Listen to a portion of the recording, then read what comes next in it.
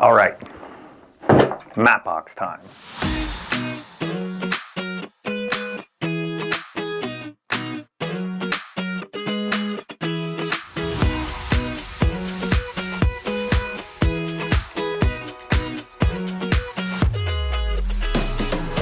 Specifically, Neewer PG004 matte box time.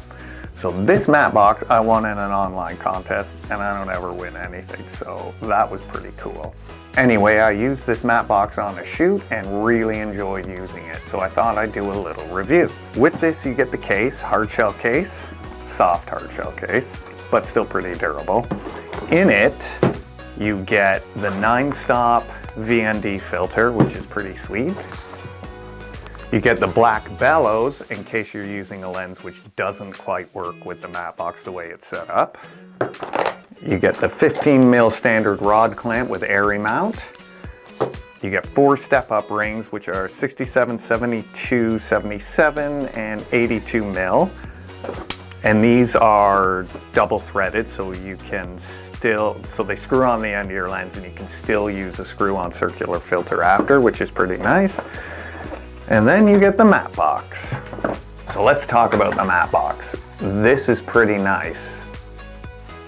It's machined aluminum, ABS plastic, and a carbon fiber top flag, which is pretty standard for most prosumer matte boxes now. It comes with a milled aluminum filter tray for 2 95mm round filters with spring-loaded clips, and each clip's got this really nice padded rubber grip on it, so it's never aluminum against glass. There's always a rubber buffer. The filter tray comes with these machined aluminum ball indents, which allows for this super tight grab on it, and there is a release for it so it wouldn't fall out anyway. Coming around to the front side, we have the carbon fiber top flag and the matte box part itself. Now the nice thing about this is the 2 pieces separate, and on this part there's space for one 4x5/6 filter holder on it, again with a padded aluminum clamp on it. All the hardware on this is aluminum.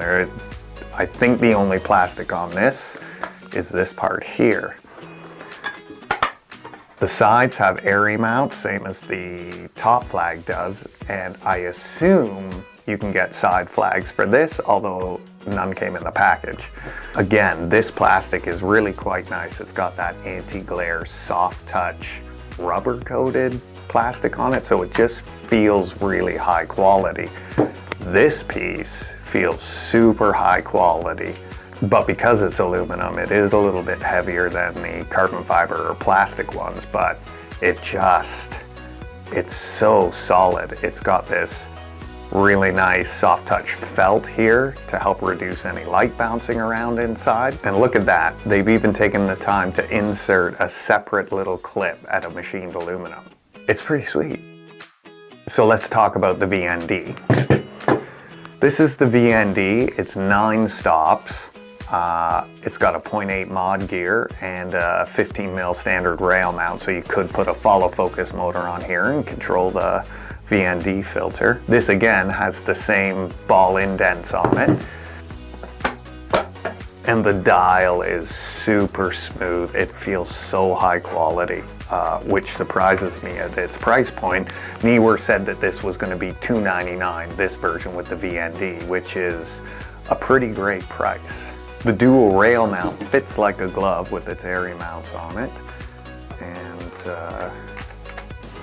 and again has about 3/4 of an inch of travel on it, which should be enough for almost any camera setup. Now up until this point I've been using the small rig mini matte box, which is considerably lighter than this matte box, but one of the things I find very frustrating with this is this band clamp.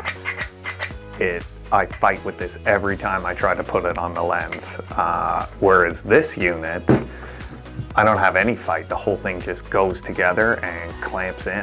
So pulling this on and off is far less frustrating than putting this one on and off, Albeit, if I was using my camera on a gimbal, I would probably lean to this one because it's considerably lighter than this unit is, almost exclusively because of the amount of machined aluminum on this. There is a bit of a trade-off between all plastic and machined metal, and that's the expensive weight. So we're gonna get this mounted to my camera and test the VND to see if there's any color cast to it. I didn't shoot with the VND, so I don't know. This will be interesting for both of us.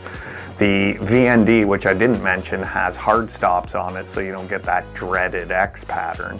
And it also makes calibrating it with a motor really nice too. I wanted to do a VND color cast test to see if there was any color shift using the VND. So I set up my gray card, you can see here. And then if I zoom in on it, this is no VND, and you can see the scopes here. And then one stop. So it definitely shifts to yellow slightly with one stop. 3 stops seems to hold the color cast. It doesn't seem to get worse. 5 stops, it looks like it's kind of neutraling out a bit. Now 5 stops was as far as I could push this with the lighting I had on hand. And then as a comparison, 2 stops of ND with the C70's built-in internal filters. So no VND, C70 VND, and then the 1 stop with the Neewer VND. So there is a slight yellow cast, but I don't see an issue with that because that could be certainly white balanced or color corrected in the end. So in conclusion, should you buy this? I don't know. It's totally up to you what your needs are. This looks to be a direct competitor to the small rig VND matte box. This looks significantly more polished and refined. The small rig matte box with the VND in it kind of looks a bit like the working prototype for this one. That's how much more refined this box looks. I will probably shoot with this matte box from now on because it's just such a fantastic package. The fit and the finish, everything is really well done on this. But it doesn't mean I'm going to get rid of my small rig mini matte box. I am going to keep that for gimbal work and stuff like that because it's super light. But I think this will probably be the matte box that stays mounted to my camera. And the other nice thing about this, you can put this away in the case without pulling the VND out of it. So pack up on it is super fast and easy. And if you're in the market for a matte box, I seriously think that you should consider looking at this unit because it is pretty good for $299. Take care, guys.